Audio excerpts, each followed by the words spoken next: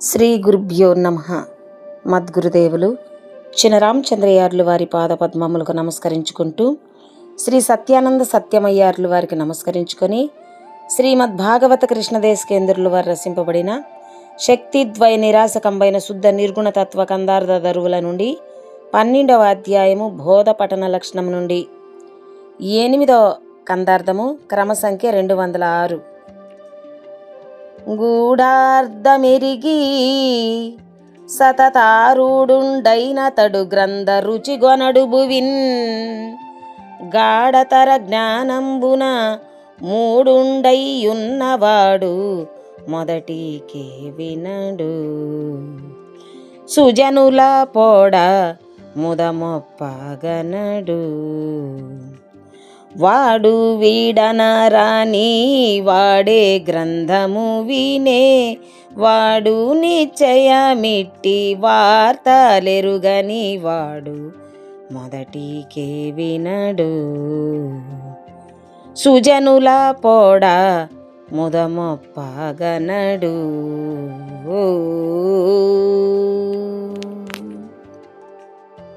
శ్రీ గురుభ్యో నమః. ఆత్మానాత్మరకితం అచల పూర్ణోపదేశితం శ్రీ నిశ్చలానంద నారాయణ గురోర్శిష్యం శ్రీశైల వంశాంభుతిరేవ జాతం శ్రీ పరమానంద శంకరేంద్రం గురుం భజామి. మద్గురుదేవులు శ్రీ శ్రీ పరమానంద శంకర నారాయణ స్వామి వారి పాదపద్మములకు నమస్కరించుకుంటూ,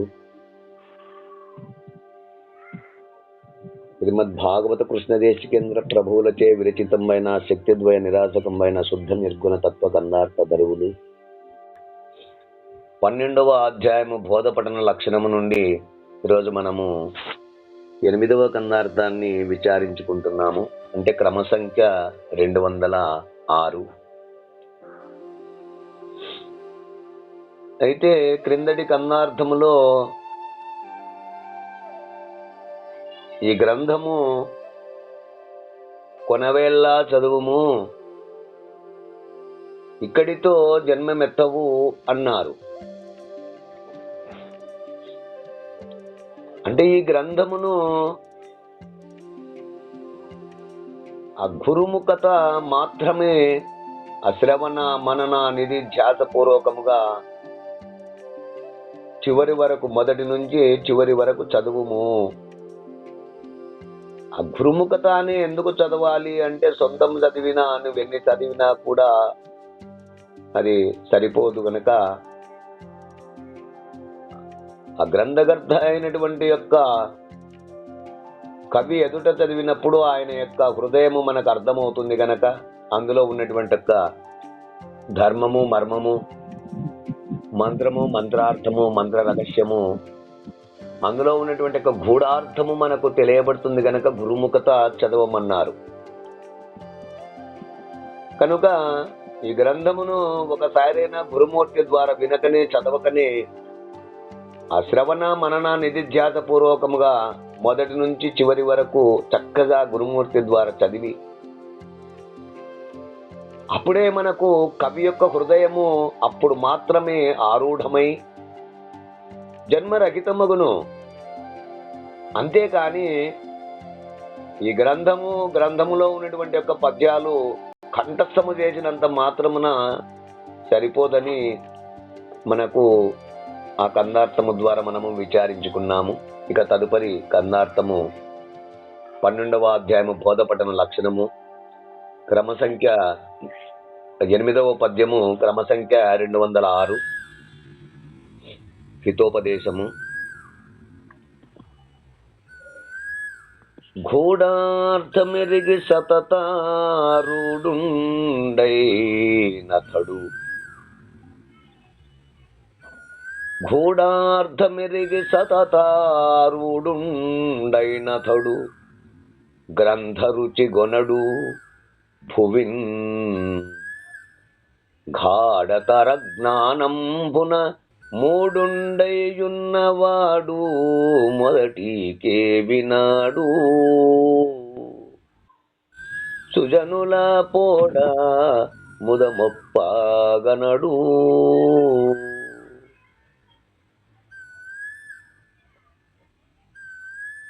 వాడు వీడనరాని వాడే గ్రంథము వినేవాడు నిశ్చయమిట్టి వార్తలెరుగని వాడు మొదటికే వినాడు సుజనుల పోడ ముదమొప్పగనడు. శిష్య, గురుదేవా, భువిన్ భువిన్ అనగా ఈ భూమండల మందు, అంటే ఈ ప్రపంచమందు గూఢార్థము అంటే రహస్యముగానున్న వస్తువు అనిశ్చయ జ్ఞానము తెలుసుకోవాలనినా రహస్యముగానున్న వస్తువు యొక్క నిశ్చయ జ్ఞానము తెలుసుకోవాలన్నా ఎరిగి ఆ గురుముఖత వస్తు నిశ్చయపూర్వకముగా గుర్తించి గురుముఖత వస్తు నిశ్చయపూర్వకముగా గుర్తించి సతతము అంటే ఎల్లవేళలా అంటే సర్వకాల సర్వావస్థల యందు ఆరుడంభై అతడు అంటే గట్టిగా దృఢపరుచుకున్నవాడు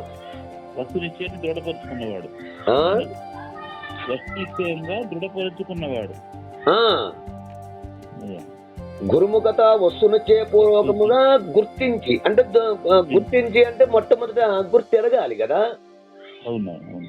ఇక గుర్తించిన తర్వాత గురుమూర్తి ఏదైతే వస్తునిచ్చే పూర్వకముగా తెలియజేశాడో ఆ తెలియజేసిన వస్తువును గుర్తించి ఇంకా గుర్తించిన తర్వాత సతతం అంటే ఎల్లవేళలా అంటే సర్వకాల సర్వావస్థల యందు కూడా. ఎందుకు అంటే ఆరుడంబై ఉన్నటువంటి ఆరూఢత చెందినటువంటి వాడు ఆరుడంబై ఉన్నటువంటి వాడు గట్టిగా దృఢపరుచుకున్నవాడు. గట్టిగా దృఢపరుచుకున్న వాడికి మళ్ళీ గ్రంథ రుచి కొనడు. మళ్ళీ గ్రంథములను చదవాలి, గ్రంథములను వినాలి, శాస్త్రములను పరిశీలించాలి అని ఆ గురుముఖత వస్తువులచే పూర్వకంగా గుర్తించి ఆరూఢ స్థితి దృఢపడినటువంటి వాడు అటువంటి వానికి గ్రంథం అవసరం లేదు. గురువు వాక్యము ద్వారా సరిపోతుంది. అటువంటి వానికి ఇంకా గ్రంథం అవసరం లేదు, శ్రవణం మననములు అవసరం లేదు అతనికి. గ్రంథములు చదువుటకు కూడా ఇష్టపడడు. ఇక ఎందుకు అంటే బాగా ఆరూఢ స్థితి చెందాడు గనక గురుమూర్తి ద్వారా.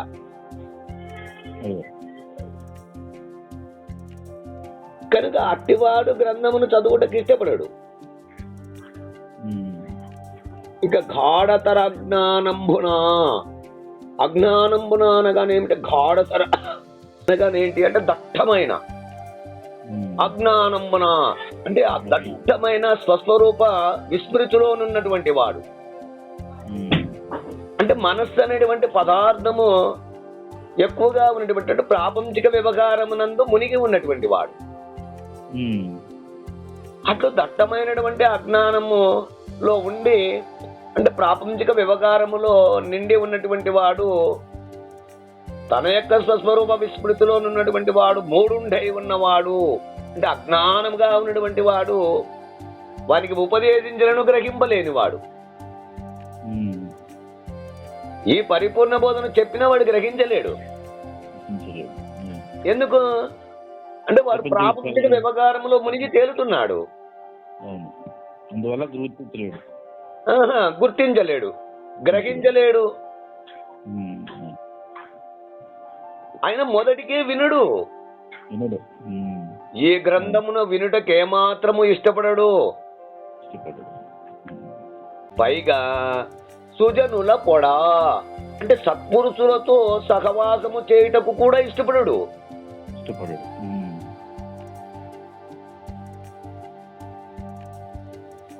ముదముప్పగనడు, అట్టి వారిని స్వబుద్ధితో దర్శించుటకు కూడా ఇష్టపడడు.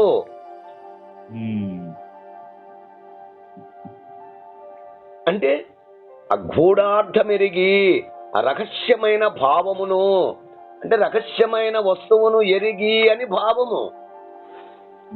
అట్లు రహస్యమైన వస్తువు ఏది అంటే పరిపూర్ణ పరబ్రహ్మము. అందుకే అతి రహస్యము బట్ట బయలనగ వినియు తెలియజాలరదేమకో తేటపడగా మాయ బలమైన వారెట్లు మరుగు తెలియ నవ్య తరబోగి శ్రీ సదానంద యోగి అంటారు. అతి రహస్యమైనది ఏది? బట్టబయలు. తెలియజాలరదేమకో తేటపడగా మాయలో ఉన్నటువంటి వాడు ఎన్ని చెప్పినప్పటికీ కూడా బలమై ఉన్నటువంటి వాడు ఆ రహస్యమును తెలుసుకునేందుకు ఇష్టపడడు. మాయలోనే ఉంటాడు కాబట్టి దాన్ని ఇష్టపడడు. అందుకని అతి రహస్యము బట్టబయలు అన్నారు కదా. కనుక గూఢార్థం ఎరిగి అంటే అతి రహస్యమైన పరిపూర్ణ బ్రహ్మమును ఎరిగి ఆరూఢత్వము నొందిన వానికి అంటే ఎరుకను విడిచిన వానికి. ఇక ఎరుకను విడిచిన వానికి ఈ గ్రంథముతో పని లేదు. అటివాడు తెలుసుకునేది తెలియబడేది కనుక తెలివి లేనివాడు కనుక గ్రంథ రుచి కొనడు.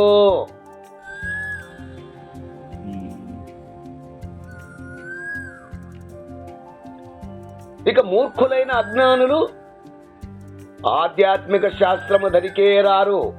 ఎందుకు? పూర్తిగా దట్టమైన అజ్ఞానములో మునిగున్నాడు. ఇటువైపే తిరిగి చూడడు. అటువంటి మూర్ఖులకి అంటే అటువంటి దట్టమైనటువంటి అజ్ఞానములో ఉన్నటువంటి వాడికి ఈ గ్రంథములో మంచి రహస్యం ఉన్నది నాయన, బ్రహ్మతత్వం ఉన్నది నాయన, నేను తెలుపుతానంటే వాడు ఏమైనా దరికి వస్తాడా అంటే వాడు రాడు, ఇష్టపడడు.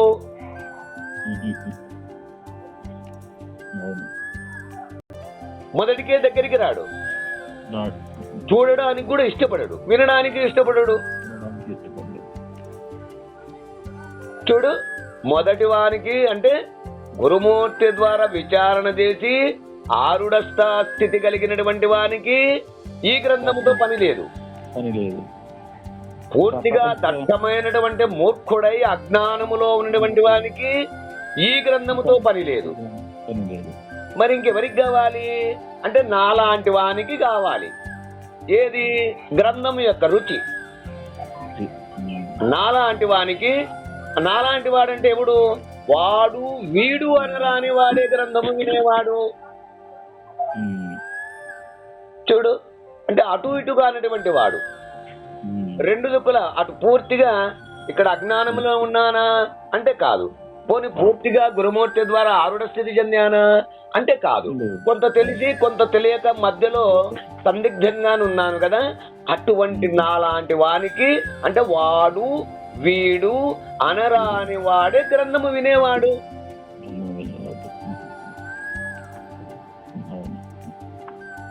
ఆరుఢత గాని అట్టి అవిద్యాదోషము గాని లేని జిజ్ఞాస కలిగి ఉన్నవాడు మాత్రమే నిశ్చయము స్పష్టమైన అధికారము గలవాడు. అటువంటి వాడే అధికారము గలవాడు. ఇట్టి వార్తలు ఎరుగని వాడు, ఈ అధికారము లేనివాడు, ఈ రెండు స్థితుల కాని వారు మాత్రమే ఈ గ్రంథమును తెలుసుకొనుటకు ప్రయత్నించెదరు. ఇక అజ్ఞానులకు మూర్ఖులకు మంచివారి సాంగత్యం అవసరమే లేదు. అంటే మూఢుడు కాని మధ్యస్థులు మాత్రమే అంటే పుణ్య సంస్కారము కలిగి గురువును ఆశ్రయించి జన్మరహితము చేసుకోవాలి అనే కోరిక కలిగే వారికి, అటువంటి వారికి మాత్రమే ఈ గ్రంథము ఉపయోగపడుతుంది. వాడే ఈ గ్రంథమును తెలుసుకొని బ్రహ్మమును గుర్తించగలవాడు అని ఈ కన్నార్థ భావమును మనకు తెలియచేస్తున్నారు. ఈ కన్నార్థ భావాన్ని మీరు కూడా అందుకుంటారని కోరుకుంటూ జై గురుదేవ. జై గురుదేవ. జై గురుదేవ్. జై గురుదేవ. జై గురుదేవ్.